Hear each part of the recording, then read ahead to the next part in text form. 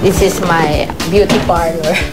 Go into the room so I can have my hair here, my shampoo, my dye here, and still preserve the privacy of my bedroom.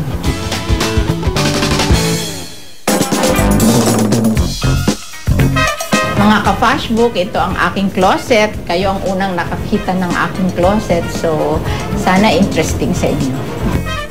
Yeah, maraming orange because I use this during the campaign. Puro kung campaign or casual, depende kung ano activity. If it's business, I wear clothes. If it's casual, I wear pants and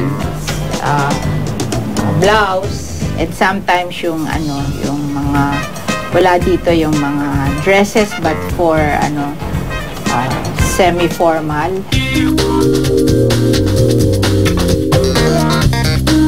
This was during my SONA when Manny became Speaker of the House.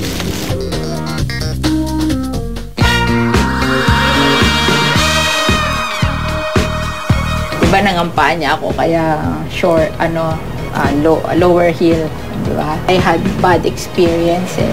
Bagsak na ako sa house and in Cebu 2 times sabi ng aking doctor na I have to wear low-heeled shoes na daw. Historical shoes daw eh. It was made in the 50s.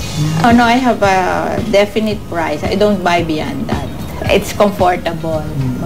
And it's nice. I would think that I'm just fair, simple, but I'm very particular that I dress according to occasion. I guess I have to buy more business clothes now because going to the Senate is more of business. You have to wear business clothes. So, siguro magpapalit ang emphasis. Before casual, now it's more business.